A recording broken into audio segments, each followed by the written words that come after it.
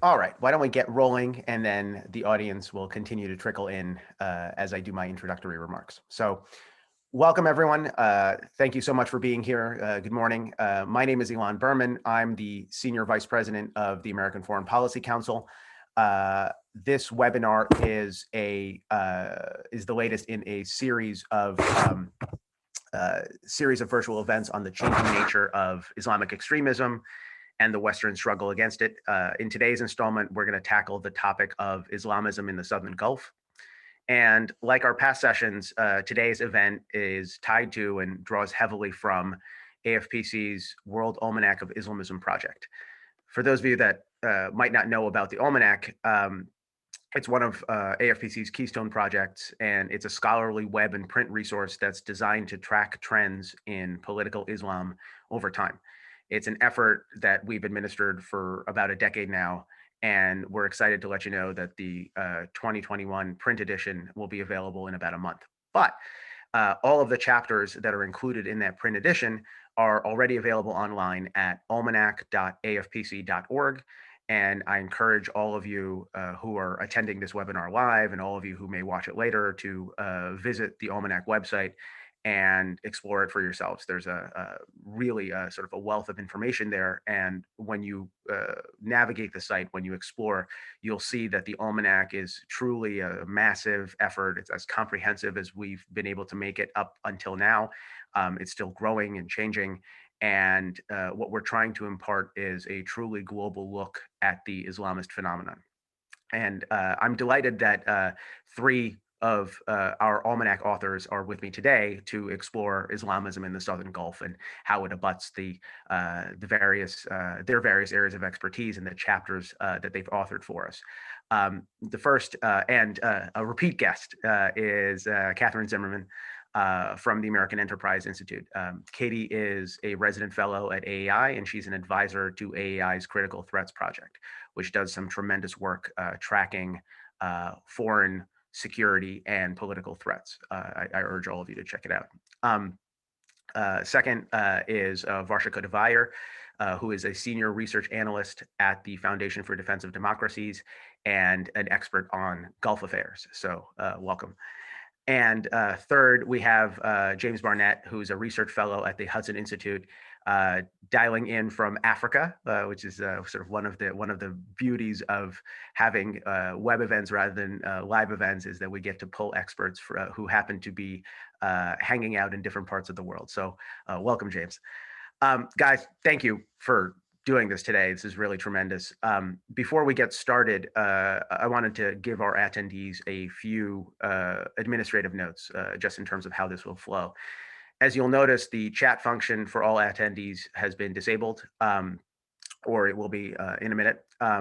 If you get to questions for the speakers, please use the Q&A feature at the bottom of your screens. I'll curate all the questions and ask them when we get to that point in our program. And I apologize in advance if I don't get a chance to cover all of the questions that are asked. I'll try to do my best to pose them all or to consolidate as much as possible. The program is also being recorded, and it'll be posted shortly after we conclude on AFPC's dedicated YouTube channel with a link to it from our website, afpc.org. Also, if you caught the past installments of our webinars, you'll know that we want this more of a conversation, less of a panel presentation. So we want our discussion to really be a discussion. And so we've structured it in that way.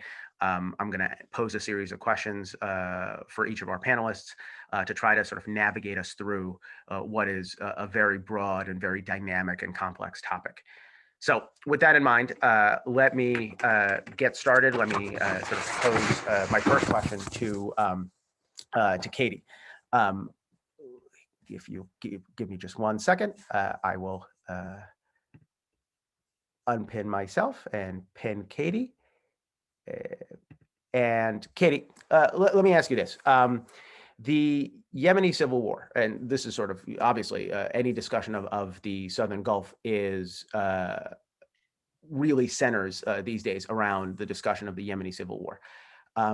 We're now looking at a conflict that's more than 6 years old, and it's become the world's worst humanitarian crisis. Can you give us an overview of what's happening there and what the stakes are, who the players are, why the conflict is so significant strategically? Yes, and before I start, I want to say thank you so much for having me back, Alon. It's always wonderful to be on these panels, especially next to Varsha and James. I'm really excited for the discussion today. When we talk about Yemen, I think the important thing that everybody misses is just the strategic significance of the country. It sits on the Red Sea, the Gulf of Aden, and the strategic Bab el-Mandeb Strait, which is one of the 6 maritime choke points, right before you get to the Suez Canal. We just had a major disruption in shipping at the Suez, and actually have some numbers coming out of that. But that was $6 to $10 billion of commerce that was delayed every single day globally by the ship that was blocking the Suez. So if you can imagine shutting down the Bab el-Mandeb Strait, it would have similar ramifications, not quite the same, but for the global shipping industry and therefore the global economy. That is the #1 reason why so many actors care about what's happening inside of Yemen. It has nothing to do with the country itself, but where it sits in the world. The second part of this is, of course, the United States has partnered with Saudi Arabia and other Gulf Arab states. And what happens on Saudi Arabia's southern border really affects our partners, especially when we look for Saudi Arabia to be doing something else in the region. So the destabilization that Yemen has on the region is one of the key concerns for the United States. Additionally, we've seen a growing Iranian influence, which I'm sure we're going to talk about this morning in terms of this panel. And as the Iranian sphere of influence has grown, of course, that has driven Saudi concerns, and also kind of had additional knock-on effects. And finally, for the United States, there's the Al-Qaeda presence in Yemen. The Al-Qaeda group, Al-Qaeda in the Arabian Peninsula, AQAP, is the group that was behind the 2009 underwear bomb attack. It used to be Al-Qaeda's most virulent branch. It's very different today. But when we think about the context of how we're operating in Yemen, for the United States, it's the geostrategic and national security concerns and counterterrorism primarily. That means that the Yemen Civil War is affecting American interests indirectly. And I want to start with going through the actors briefly. So I mentioned Al-Qaeda. There's a very negligible Islamic State footprint inside of Yemen. And then the Iranian-backed side of the Yemeni Civil War is the Al-Houthi movement, also known as Ansar Allah. And that relationship has grown over the course of the war over the past 5 to 6 years considerably. On the other side, the opposing side, we have the Yemeni government headed by President Hadi. But when you talk about the Yemeni government and talk about it as a unitary entity, that masks this turmoil that's right underneath the surface and playing out in various ways in the civil war and the conflict. The power struggle that began in 2011 during the Arab Spring that ousted the former Yemeni regime is ongoing amongst Yemen's elite. And the Houthis are on one side of that, but underneath President Hadi, there is constant struggle for power, which actually has created opportunities for the Houthis, but meant that the areas under government control are actually not quite secure either, as we see factions jostling. A key example for that is, of course, Tariq Saleh, who's the nephew of the late President Ali Abdullah Saleh, who's trying to re-enter the political scene after being very active on the military side. So we're looking at shifts in power dynamics in the context of one side of the Civil War. And finally, the way that we understand the Civil War is, of course, and how it's affecting the region, the regional players. So we have the Arab Gulf states, primarily Saudi Arabia, that's leading a coalition inside of Yemen, and that coalition is quickly whittling down to one, as the UAE, the United Arab Emirates, has withdrawn the bulk of its forces inside of Yemen and pivoted its own support. But there are very small factions from other regional states. There's a Bahraini contingent. We have Egypt contributing on the naval side for security in the Red Sea, and various other coalition members who are really trying to show their support for Saudi Arabia because of the threat that the Houthis in particular pose to the kingdom itself. And that takes us to the Civil War. The Civil War, in terms of how it's affecting the region, is has fundamentally changed security dynamics. We now have regular attacks from Yemen into Saudi Arabia driven by the Houthis, even as Saudi Arabia has pushed for a ceasefire with the Houthi movement. So these are ballistic missile attacks and drone attacks. They've targeted Saudi infrastructure, including airports, and from the global economy, the oil infrastructure, where we watched a 50% drop after a strike on Aramco in, I think, September 2019. And then, of course, there is the conflict inside of Yemen, and that has primarily stagnated. There's a recent really intense offensive happening right east of the capital inside of Yemen, in Marib province. But the way that this conflict is working is now we're trying to figure out who actually has the momentum and whether it can shift. The Houthis have had the momentum for the past 3 years easily. And as we're trying to look at negotiating a political resolution to this conflict, because all actors agree that there is no final military solution, they are using military means to improve their positions at that negotiating table. And so, if we're drawing back and looking at what's the state of play, we have effectively a frozen, stagnated conflict where the Houthis have momentum, they have the upper hand. The demands at the negotiating table are looking for Houthi concessions that they're not willing to make. And it effectively freezes this conflict in this state where the Houthis have a de facto control over 80% of Yemen's population in the northeast of the country. They present an asymmetrical threat to Saudi Arabia and also increasingly to the maritime channel that's running in the Red Sea next to Yemen. So the maritime threat is growing. And the question of whether we actually have a united Yemeni state is coming forward yet again. And with that, I think I've left enough there for others to go off of. That's tremendous. You've put a lot on the table. So I do want to tackle Iran. I'm going to circle back with you on the Iran question in a minute. But first, I want to ask Varsha a question about Saudi Arabia specifically. Varsha, the Kingdom of Saudi Arabia is arguably the most important, significant external strategic actor in the Yemeni conflict. And it's waged, as Katie laid out, it's waged a very significant military campaign against the Houthi rebels in Yemen in recent years. But can you give a little bit of perspective about why it's done that?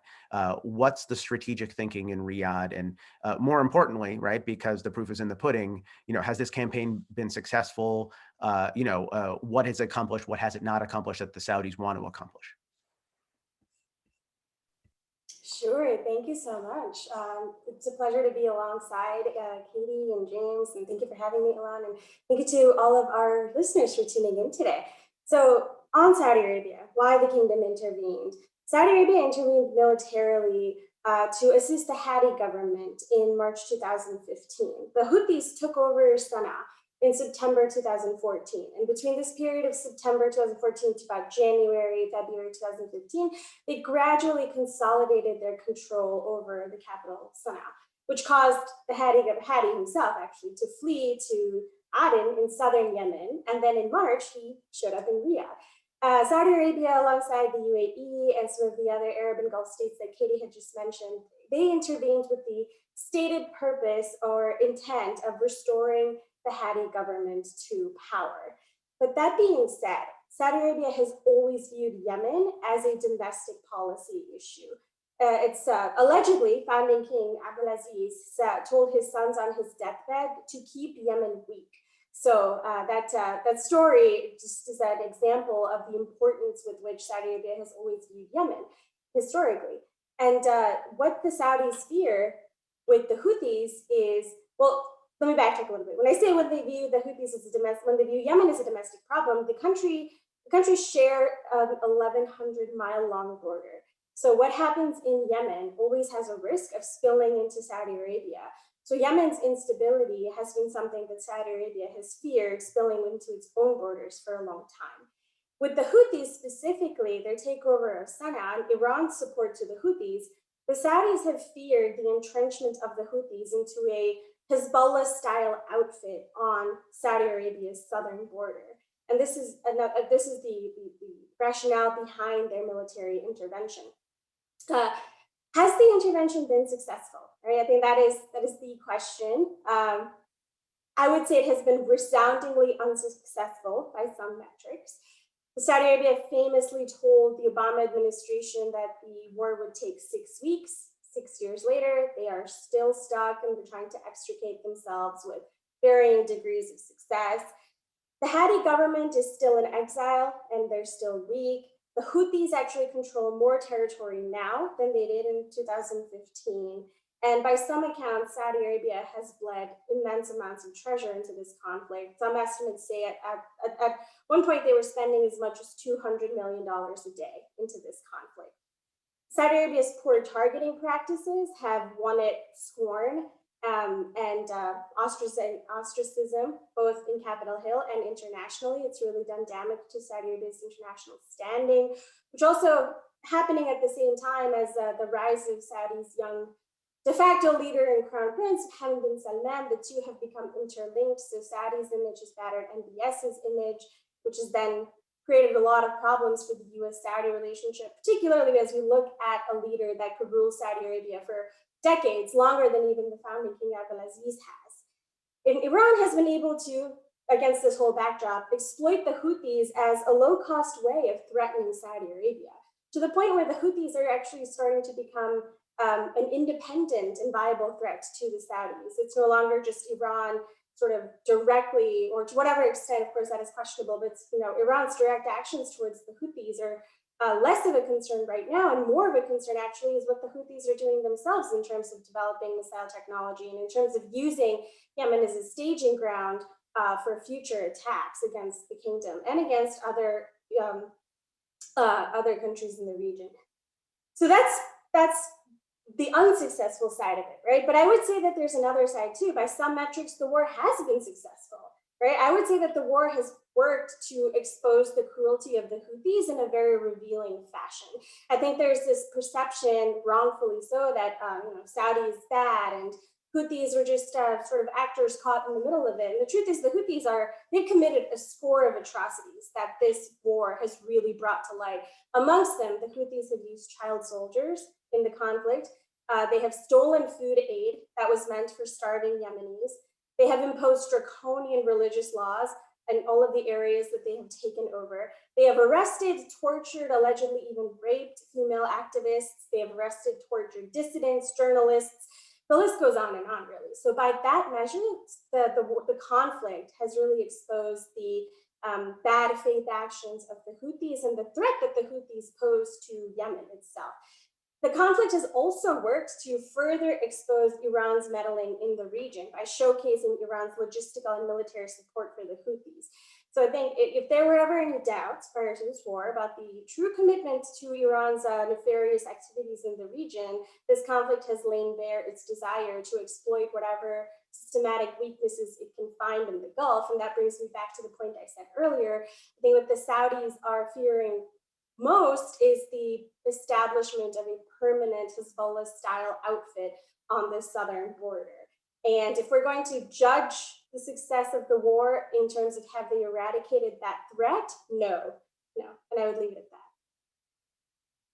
No, that's great. That's a great look into Saudi thinking and sort of strategically what they're trying to accomplish. So, James, over to you. I am curious about one thing because as Varsha and Katie both laid out, the Yemeni Civil War, the Yemeni conflict is not just about Yemen. It's not even just about Yemen and Saudi Arabia, neighboring Saudi Arabia. It's not localized there. It's having reverberations around the region. What has the war and sort of the sucking wound, for lack of a better term, of the war that has drawn in external parties, what has it done for the strategic dynamics in the region? Yeah, thanks, Alon. And thanks, Katie, Varsha. It's great to be back with DC friends and colleagues, despite being several thousand miles away in Nigeria. So I think, Katie and Varsha were off to a really good start explaining kind of the Iranian-Saudi the Iranian-Saudi dimension of this. So obviously, Yemen's another front in that Cold War. One thing I'd add in kind of relation to the question of US policy vis-a-vis Iran, Saudi, and that Cold War is that, the Yemen conflict, whether directly or indirectly, shapes questions over the Iran nuclear deal. I think we definitely saw in 2015 when the Obama administration initially kind of supported the Saudi intervention in Yemen. One of the big things on their mind was, how does this play into our relationship with our partners that are, perhaps disappointed or a bit, kind of disaffected by this, ongoing negotiations that we're having with Iran. And I think definitely now, and we can talk about this a bit more later, but as the Biden administration and European allies try to renegotiate a deal, I think the Yemen Civil War is, whether directly, as part of the actual negotiations themselves, or indirectly by kind of looming large over those talks, I think that it plays a role there. I'd also add quickly that the Yemen Civil War has really kind of shifted dynamics among the Gulf states. Most notably, you see this between kind of Saudi Arabia and the UAE, where there's a tendency, I think, among a lot of kind of Western commentators to look at kind of sometimes, especially in the context of Africa, which I'll talk about in a minute, to look at Saudi Arabia, the UAE, and Egypt as kind of an Arab troika that's motivated by similar concerns about Iran, similar concerns about the Muslim Brotherhood, for example. And while there's a degree of truth to that, this is not a monolithic actor, right? And so one of the things you see in the Yemen Civil War is that, the Saudis and Emiratis have different MOs. At various points, even though they're both opposed to the Houthis, they actually back different factions. While this has not led to any sort of, major strategic rupture between the Saudis and the Emiratis, I think it has had some degree of an impact on that relationship, which I think Varsha and Katie would be much more qualified to talk about that moving forward. But I think the future of the Saudi-Emirati relationship is very interesting. In some ways, there are potential areas of competition emerging, particularly in the economic sector. I think the area that I'm probably most qualified to talk about, though, is in the Horn of Africa, and kind of the wider Red Sea region. So the Yemen Civil War, kind of accelerated a shift that, or a trend that we'd actually seen start play out, before the Civil War, probably around 2010. But this is a trend of Middle Eastern actors, particularly the Gulf states, becoming more involved in kind of the affairs of East Africa, and particularly in the context of the Yemen Civil War, of developing military infrastructure on the other side of the Red Sea. Right, and that's, the important context to all of this is that the Bab el-Mandab at its narrowest point is only like a little more than a dozen miles wide, right? You could swim across it. I wouldn't recommend it these days, pirates and militants and all that, but it's a very narrow strait. And so when the Gulf states were initiating the intervention in Yemen, Operation Decisive Storm in March 2015, the Horn of Africa became, a more attractive spot for kind of forward basing, for actually launching operations into Yemen. So in the first months after the war, actually up until 2017, from March 2015 until early 2017, the Emiratis established a base in Eritrea, began construction on another base in Somaliland, the de facto independent breakaway republic in northern Somalia. And the Saudis also entered into an agreement with Djibouti over an as of yet unconstructed military base. And then since 2015, kind of a host of other Middle Eastern actors, so Turkey, Egypt, Qatar, have all become much more involved in kind of activities in the Horn of Africa.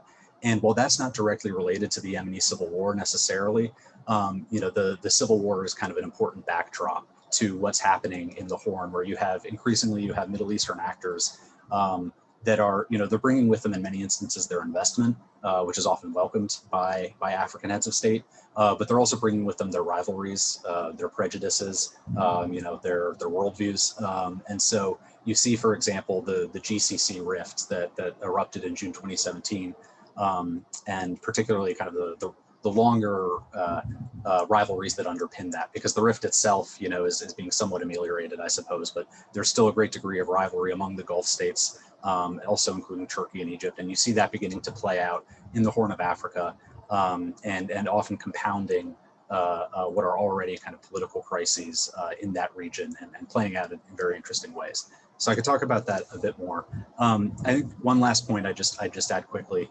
this isn't so much a kind of impact of the Yemeni Civil War on the wider region, but rather a trend we're seeing in Yemen that kind of fits in with, a regrettable trend across the wider Middle East. And I think that's that the Yemeni Civil War has exacerbated or in many ways kind of created fertile ground for sectarianism that wasn't really there before the conflict.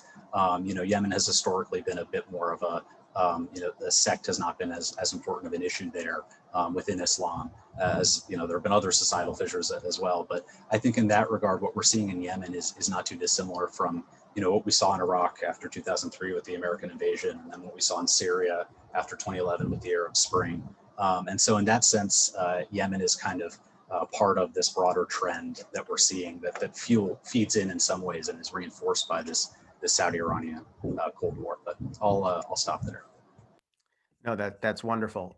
Thanks for that. I want to circle actually sort of towards the end of our discussion. I want to circle back to the Red Sea and Red Sea development and sort of, take a look at sort of what the future of the region looks like. But for now, I want to sort of stay on the geopolitical competition topic and circle back to Katie. Katie, you talked about it, Varsha talked about it, James talked about it. The idea that the Yemeni Civil War is not just a civil war. It's also this twilight struggle, if you will, between Saudi Arabia on the one hand and Iran on the other hand.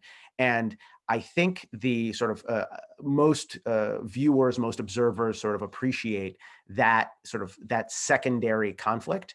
But it's very much sort of cast in shadow, and there's not a lot of clarity about what the Iranians are trying to achieve in terms of backing the Houthis, what the Saudis are trying to achieve, and what's an acceptable end state.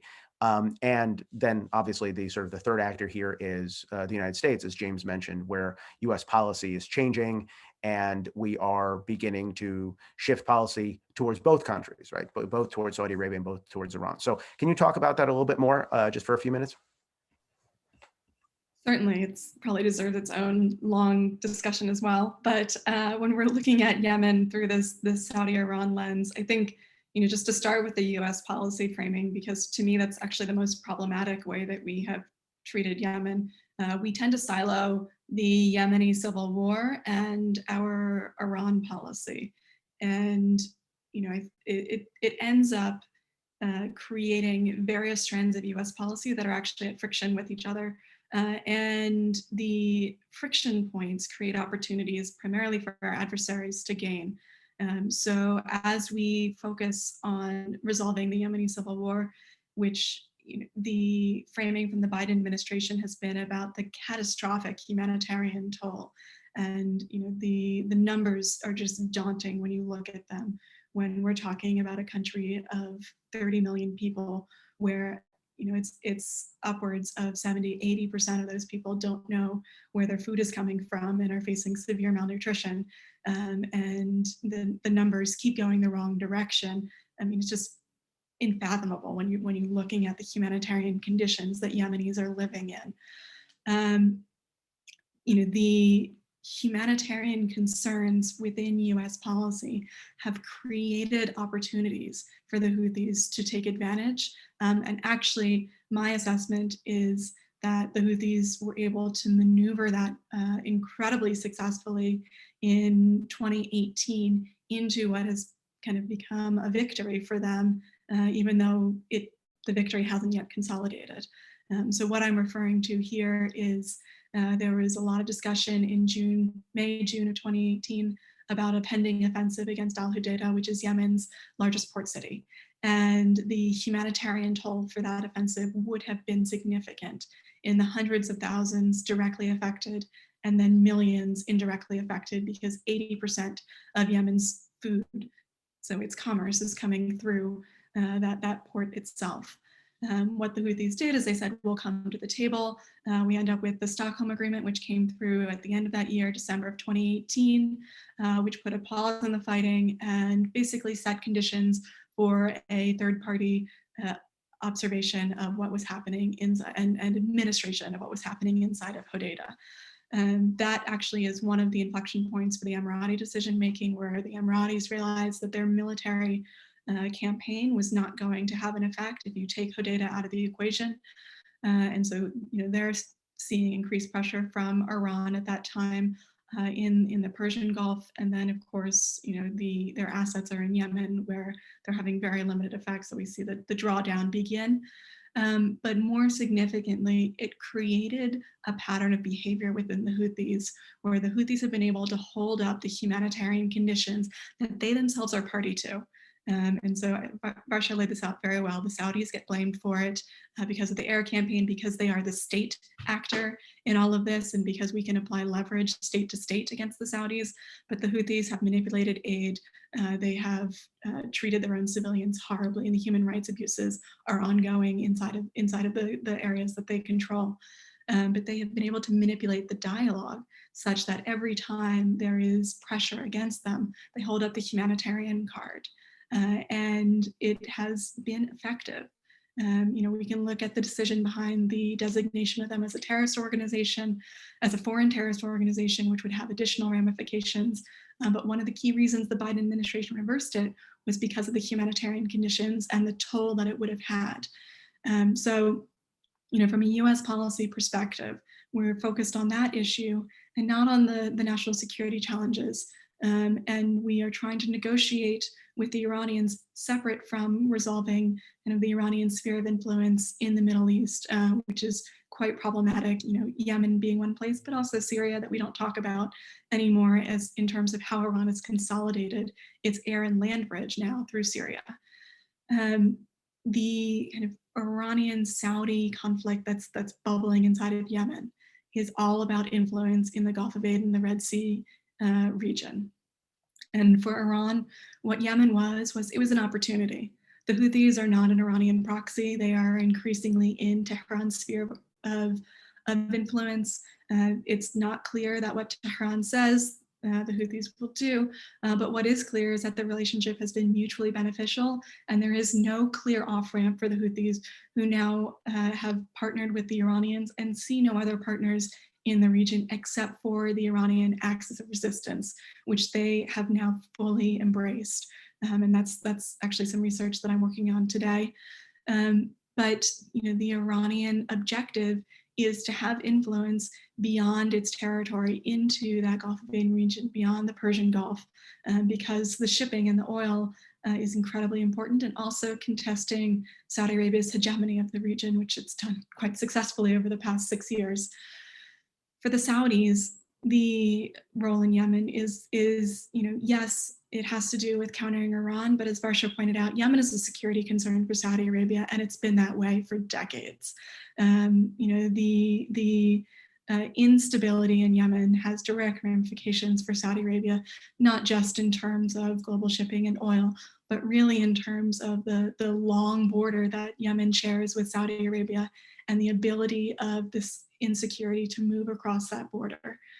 So for Saudi Arabia, it is of course to reduce the Iranian influence inside of Yemen, as it's a Saudi objective to reduce and contain Iran in the region writ large. But it is primarily for the Saudis, the security, and that I think is why they're willing really to come to the table to negotiate something with the Houthis that they wouldn't have negotiated in 2015, because they're dogmatic in some ways, but pragmatic in others.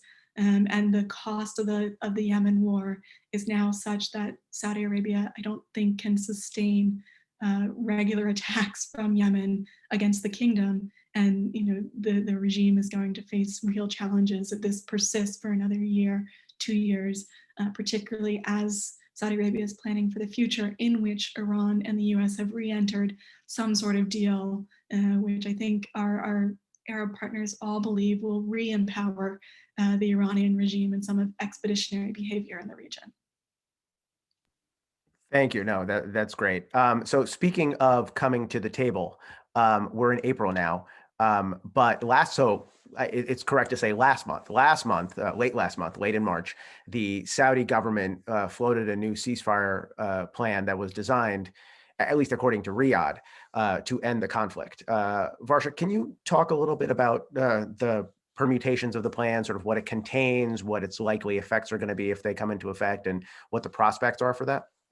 Sure. So yeah, I will say the new Saudi ceasefire plan is comprehensive. The plan envisions reopening Sana'a Airport, allowing the fuel and import of fuel and food into Hodeidah Port. It also calls for depositing tax revenues from Hodeidah Port into Yemen's central bank branch that is located in Hodeidah. And it also calls for restarting political negotiations. So it is actually a significant offer from the Saudis, but it is not viable in current circumstances. And the buck rests with the Houthis for this one. The Houthis maintain that they want the Saudis to end the blockade of the port and airport first before the Houthis take any reciprocal measures. At the same time, the Houthis have also indicated, and the recently appointed US Special Envoy for Yemen confirmed this, Tim Lunderking, the Houthis have indicated they plan on doubling down on their attempts to retake Ma'arib governor first before they'll even consider this Saudi offer. The Houthis have little incentive, frankly speaking, at the moment to take any sort of ceasefire attempt seriously. It's been this way for a long time. Since the start of COVID, Saudi Arabia has tried to implement one unilateral ceasefire after another, which have been shot down, quite literally.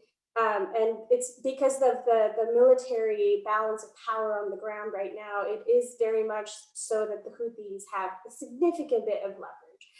The Houthis view their attempts to take over Ma'rib as a sort of, in very symbolic terms, I would say. Ma'rib is the last government stronghold in the north. So if the Houthis were to retake Ma'rib, then it would consolidate their control over North Yemen.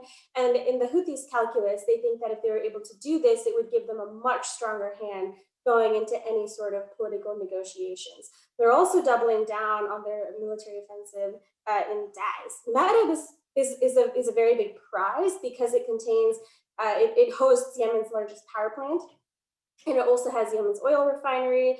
It's an energy-rich area. It's also very well developed. So Ma'rib leaders in the last few years have actually taken a lot of that oil revenue and invested it in local development. So it would be a huge victory symbolically for the Houthis if they were able to wrest control of Ma'rib. And you can even see this in the way that they refer to it. The Houthi spokesman refers to the battle for Ma'rib in religious terms. So he said, this is implementing the will of God. He's also called Ma'rib the gate to Jerusalem. So you can see the sort of martyr overtones that the Houthis have given this battle.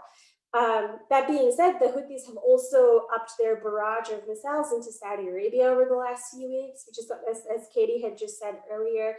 So the Saudi ceasefire plan is comprehensive, it's significant, but right now its chances of success are nil to slim.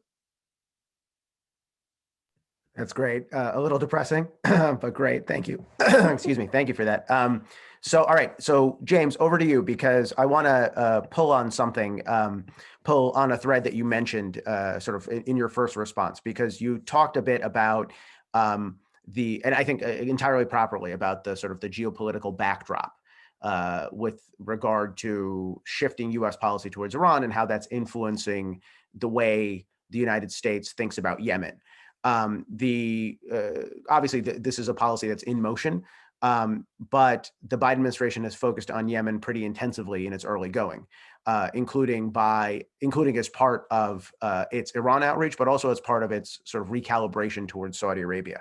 And that's entailed things like removing the Houthis from the U.S. list of foreign terrorist organizations. So elaborate a little bit more on sort of what the White House is thinking, what it wants to achieve, and what do you think comes next from 1600 Pennsylvania? Yeah, thanks, Alon. That's a great question. And I guess I'd start by framing it, it's really two questions, right? It's what's the Biden administration thinking with their recent actions, and what comes next? And I'd say at the start, I think I'm largely sympathetic to what the Biden administration is thinking and has done so far, but I'm very pessimistic about what comes next. So I think, to explain a bit further, I think, the Biden administration sees Yemen, primarily the kind of the main attention that is getting publicly from members of Congress in the media and stuff, as Katie noted, is on the humanitarian angle, which is, a total catastrophe.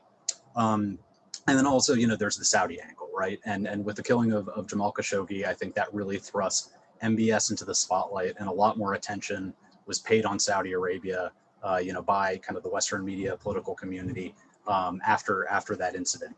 So I think, the Biden administration figures that the Yemen war and America's, kind of secondary role in it, right, by virtue of certain types of military support it's been given the Saudi-led coalition, that's very unpopular by virtue of, the humanitarian toll that's taken. And that the Saudis are not particularly well liked in Washington these days. And so there won't be a tremendous amount of opposition to taking a harder line on them. And I also think that the two things that the US has done already since Biden came to office, right, first with revoking the foreign terrorist organization designation on the Houthis, and then also by announcing the cessation of offensive support for the Saudi-led coalition. In many ways, those are kind of the low-hanging fruit, right? Insofar as, the Biden administration was perfectly within its rights to revoke the FTO designation, and especially because it was thrown on there last minute by the Trump administration. They weren't overturning longstanding US policy. There was already, I think, a perception that, this had kind of been unfair, that the Trump administration had been trying to tie the Biden admin's hands. And then also, it's as a simple matter of fact, it's easier to stop doing something than it is to proactively, start a new policy, right? So that's where it comes down to with the question of the, the Saudi angle and support for the Saudis. And then, finally, I think the question that for me is still very much open is how much does this tie into the JCPOA and the efforts to renegotiate a new treaty. And I think, I'm probably not as privy to the kind of discussions in Washington as Varsha and Katie. I hear more chatter from Abuja these days. But, I think Katie raised a very good point, which is that, historically, and particularly with the JCPOA as it was negotiated between, 2013 to 2015, it siloed the nuclear issue from the activity of kind of regional, Iranian proxies and partners, and kind of, Iran's regional behavior. So I think the question moving forward for me is, is the Biden administration going to change tack and try to incorporate Yemen into the, into negotiations over the JCPOA, in which case, that could potentially be a real point of leverage for Iran insofar as they might be able to say, we'll hold off on giving these dangerous weapons to the Houthis that then the Houthis use to strike Riyadh, and in return, give us a concession on the nuclear deal. And so I think if that's the case, then Saudi Arabia in some ways is going to be in a very uncomfortable position because either way they're going to have to make some concession to Iran that they'd rather not, be it on the Yemen angle or be it on potentially the nuclear deal. So, but the extent to how much the Biden administration actually incorporates Yemen into the JCPOA, I think is as of yet unknown. So, back to the issue of what the Biden administration has already done, I think that those decisions revoking the FTO and stopping support for the Saudis, I think that those are perfectly justifiable. I think, not because the Houthis aren't a foreign terrorist organization, they certainly meet the definition, but just because, that's a political designation, right? And we have, the US is always at its discretion to determine, which organizations should be designated by virtue of, are we potentially going to have to negotiate with them in a political settlement? And in Yemen, as Varsha and Katie noted, the Houthis are just too powerful now. They're going to be any political settlement that happens. And so you kind of tie your hands with the FTO designation. The designation, hurts exacerbates humanitarian issues as well. But to wrap up, I think that I describe those as low-hanging fruit, not to criticize the Biden administration, but just to note that, my word of advice would be not to think of the Saudi angle as the key to solving Yemen's conflict, which, Secretary of State Blinken correctly noted is the key to addressing the humanitarian issue, right? And Varsha and Katie have done a good job, I think, explaining that the Houthis have a lot of blood on their hands, that they've been very obstinate at various points. I would add, I think it's not, it's sometimes portrayed by, whether it's the Gulf states or those who are more vociferous critics of Iran as, it's the Houthis' religious dogmatism, or it's the fact that they're in the pocket of Tehran, that they're kind of a puppet in the hands of Tehran, which is why they've been so obstinate. I think it comes down to a more simple fact, which is that the Houthis always believed that they could win more on the battlefield than they could in any kind of balanced political negotiation. And I think we're seeing that now in Marib, right? They think that they can, as Katie noted, no one can win the entire military campaign for the entire country. But I think the Houthis think that they can probably they can win as much as anyone can in Ma'rib, and so that will give them a stronger position. And then I think in addition to the Houthi question, it's just, you've got the fact that at this point, Yemen is so fractured. You've got multiple conflicts kind of brewing beneath the surface. The Yemeni society is just so much more fragmented than it was in 2011. The Saudi-led coalition, or rather the Yemeni forces backed by the Saudi-led coalition, are not a homogenous bloc. There's a tremendous amount of competition there. And much like Abdul Malik al-Houthi, whether it's Tariq Saleh or Idris al-Zubaydi, these are all people who are willing to fight more to achieve a peace that is agreeable on their terms. And what they consider, an acceptable peace is not something that many of the other factions will accept. So, my main bit of advice to wrap up, for the Biden administration is that, unfortunately, I think I appreciate the effort to try to mediate a resolution to the Yemeni conflict. But I think that the U.S. needs to start thinking about, what does a long-term U.S. approach to Yemen look like, assuming that there will not be a single unitary reconstituted Yemeni nation state, because I think that that's where we're headed at this point. The addressing the Saudi angle, the FTO, that might help the humanitarian issue a bit on the margins, and so that's that's laudable, but it's not a silver bullet, and we shouldn't pretend otherwise. No, thanks for that. So this sort of sparks a tremendous amount of questions. So I'm sort of in our last round, as it were. I wanted to zoom out a little bit and talk about broader regional trends, because all three of you have sort of have brought up some, in passing, some really interesting conversations about the geostrategic environment in which the Yemeni Civil War is taking place in. So Katie, let me start with you on this. I want to drill down on something that you mentioned sort of in passing in your intro, but we really haven't discussed yet, which is the activity of other Islamist groups, right? We've talked a lot about Saudi, we've talked a lot about Iran and the Houthis, but you mentioned Al-Qaeda too, and sort of this is something I want to draw you out on. We've seen some pretty alarming growth in recent years in terms of the Al-Qaeda presence in the Southern Gulf, sort of writ large, and in Yemen in particular. So just spend a couple of minutes. Can you just sort of walk us through what the Al-Qaeda footprint looks like in Yemen and sort of what the implications are there? That's a great question, Alan, and one that actually gets ignored in the policy discussion today because we're so hyper-focused on the Yemeni Civil War and then the Iran question. But the Al-Qaeda threat from Yemen today is very, very different than it was, I would say, even 5 years ago.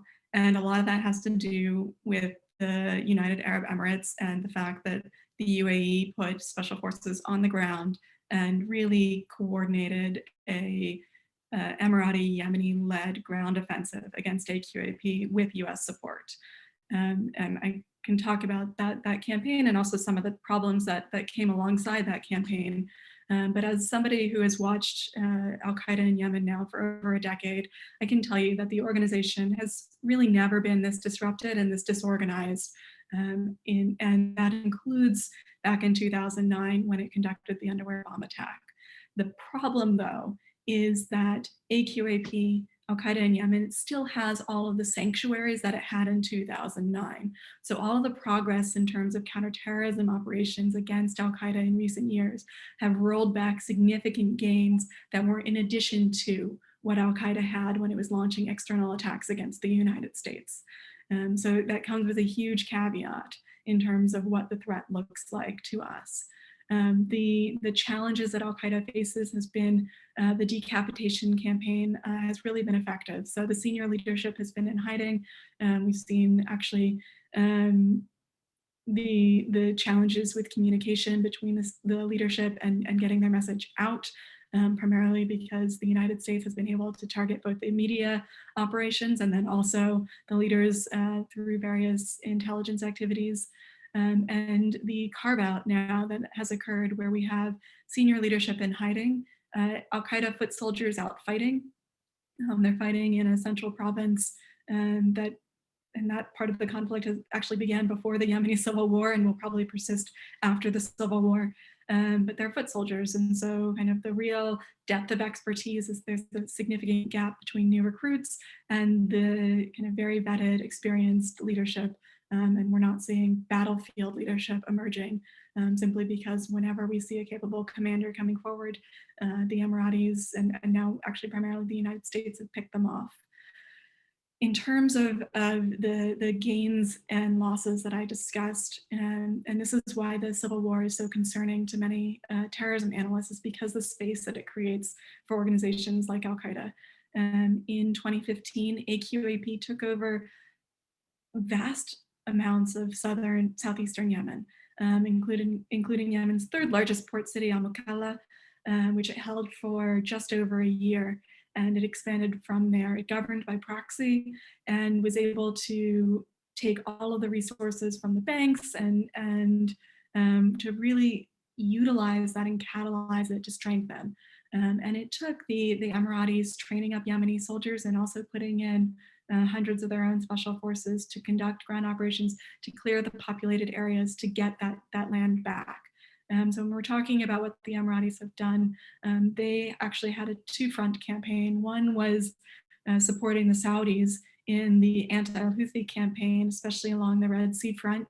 And the second one is one that we don't talk about as much, but the counterterrorism operations, which have been drawn down but are ongoing.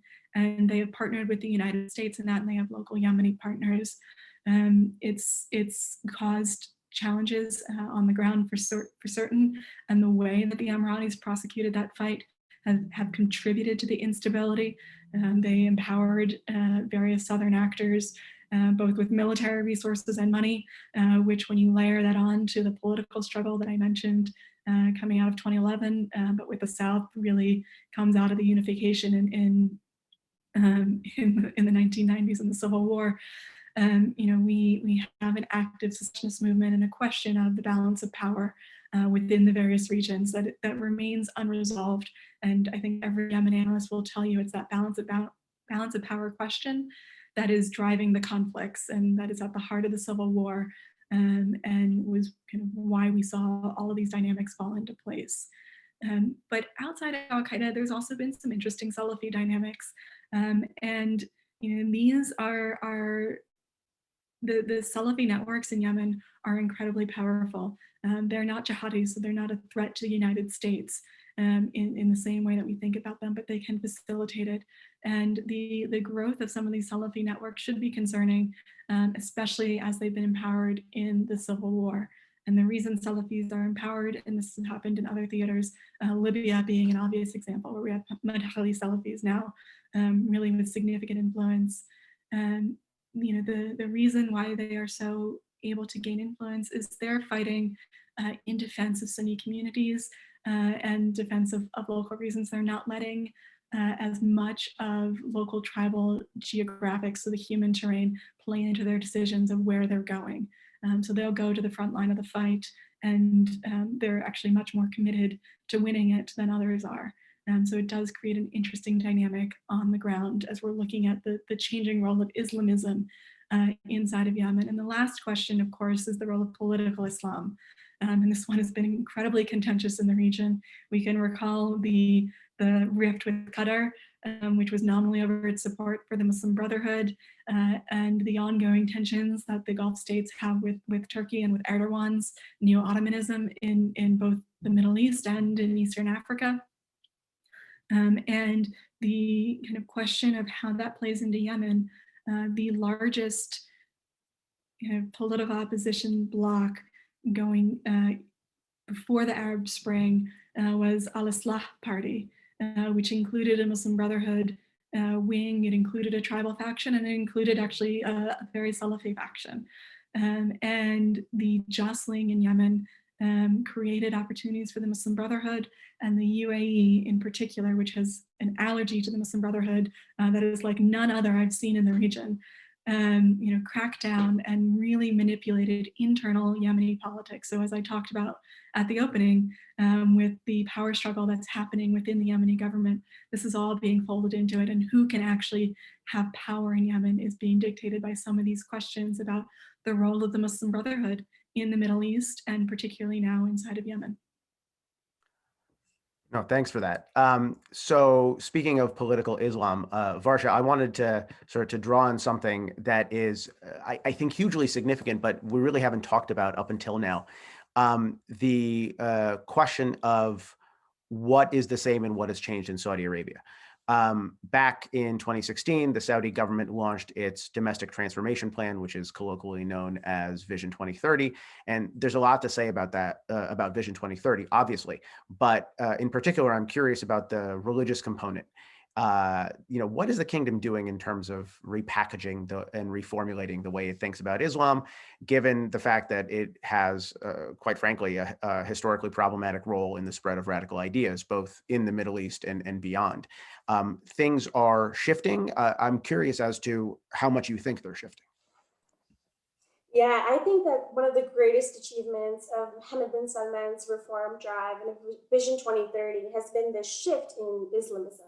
The Saudis have really done a 180, both domestically and abroad. And I'd like to walk through some of the actions that they've done, starting on the domestic side.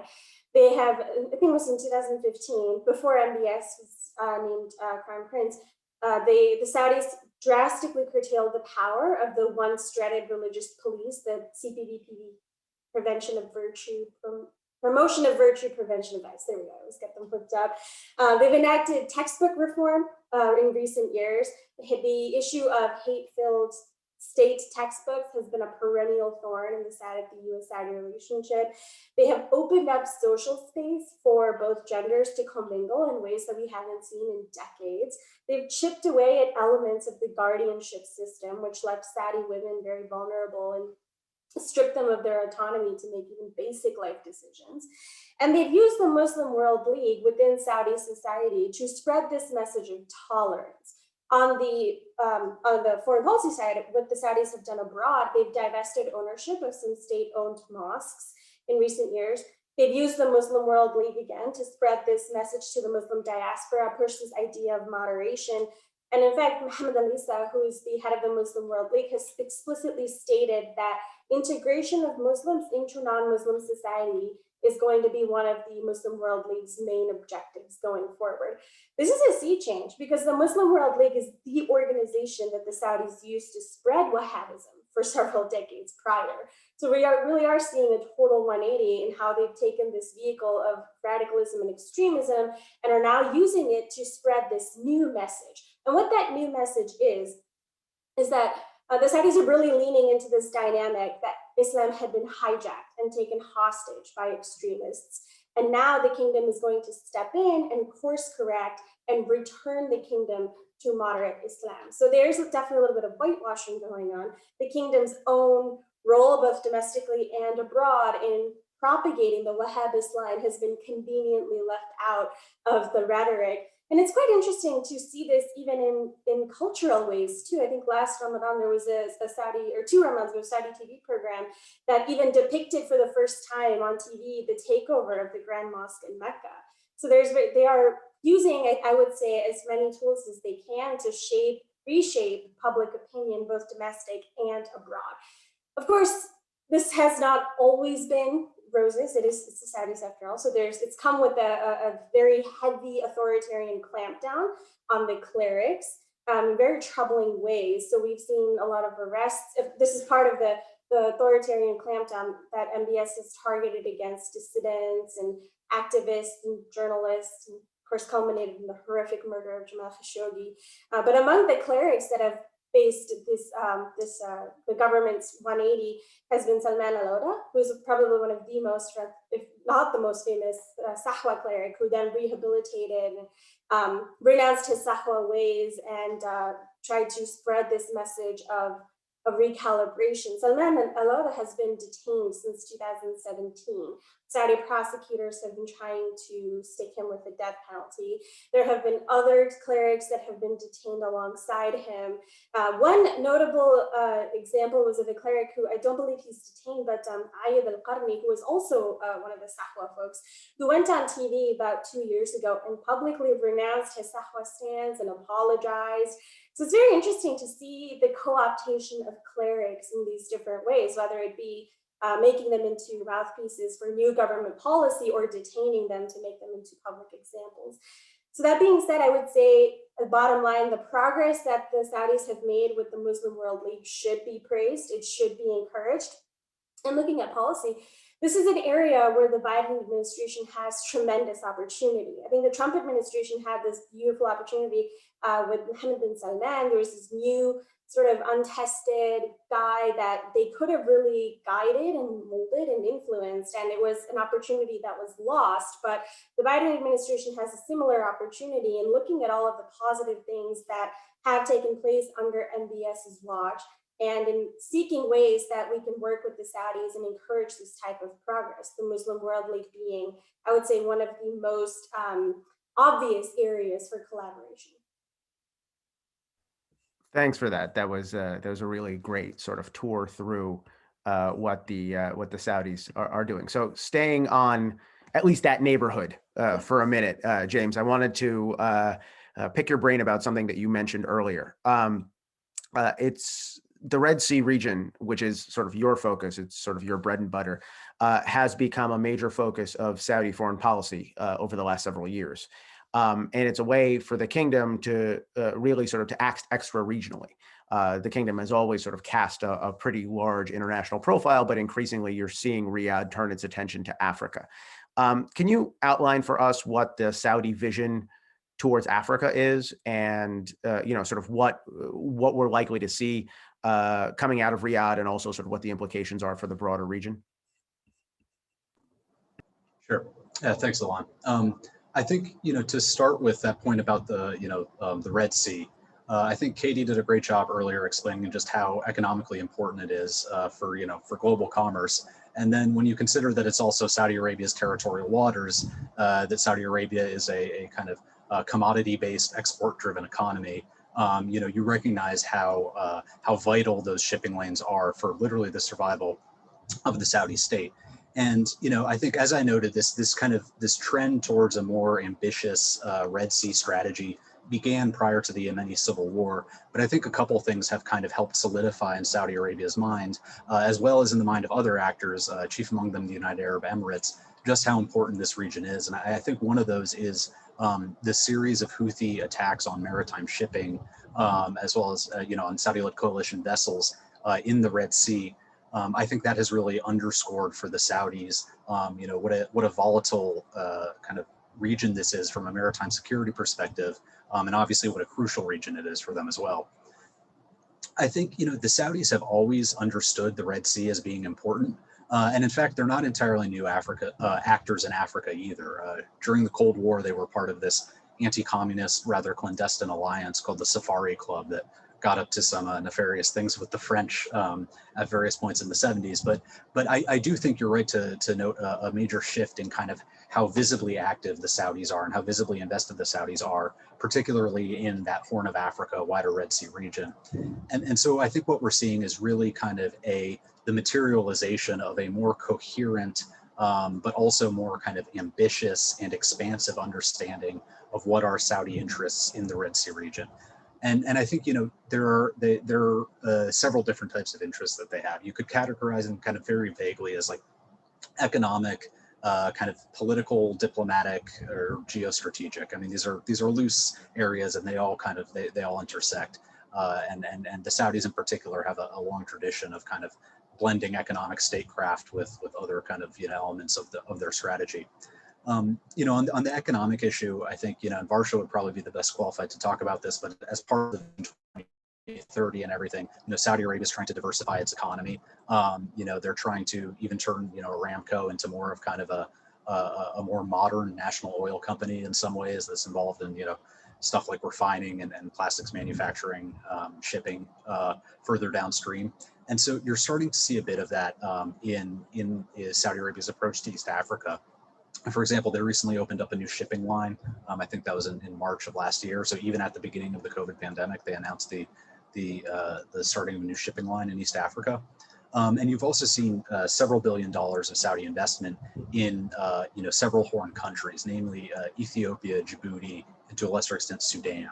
And actually, there's a great tool on AEI called the Gulf Investment Tracker. So if you want specifics there, I encourage you all to look at that. But these investments are primarily in construction, manufacturing, and also agriculture. And I think the last one's important to realize when you consider what a kind of water poor, water scarce country Saudi Arabia is. You know, agriculture is in some ways a meaningful strategic investment.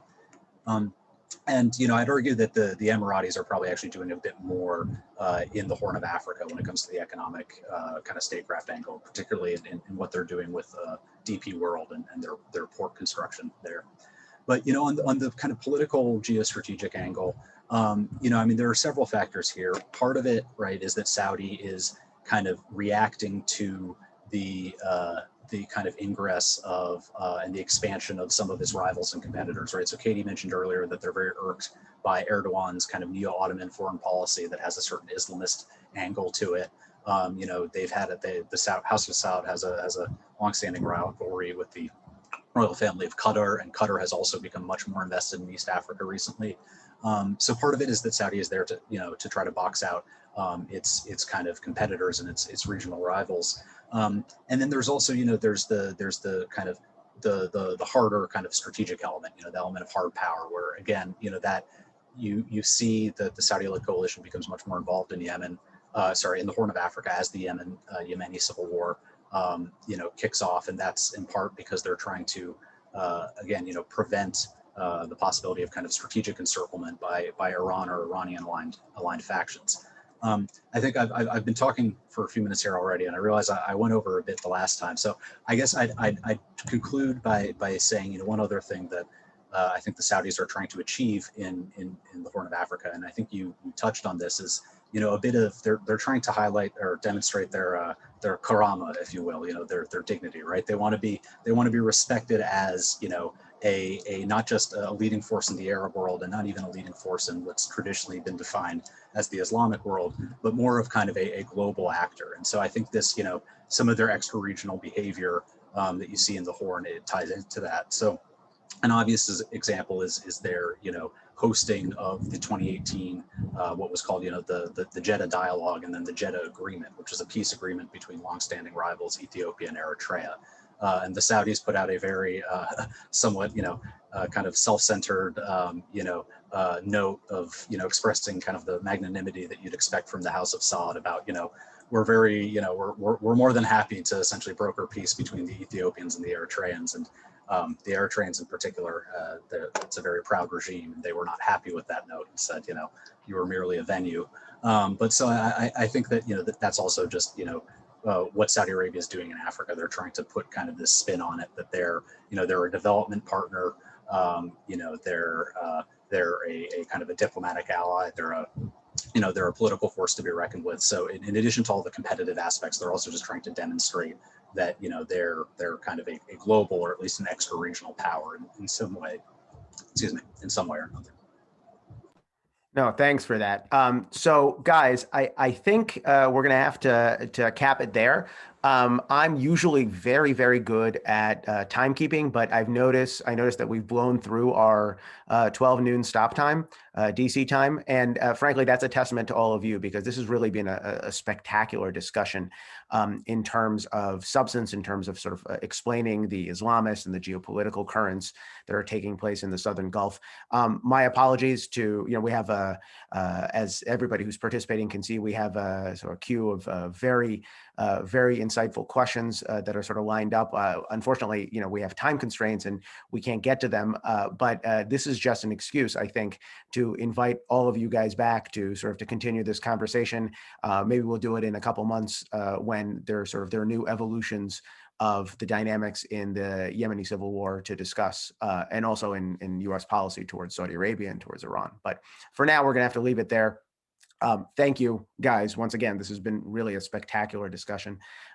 For everybody who's watching, the recording of this will be uploaded in a couple of days to the AFPC website and to AFPC's YouTube channel. We're also testing out a transcription functionality, so fingers crossed, you'll be able to sort of to read this as well as listen to it. But thanks again to everybody for joining. And stay tuned. We're sort of doing this on a every 2-3 months basis to try to sort of tackle the different angles of political Islam, different angles of Islamism globally. So Katie and Varsha, James, thank you guys so much for helping shed some light on what is, I think, a critically important region and one that doesn't get talked about all too often. So thank you guys. We'll end it there.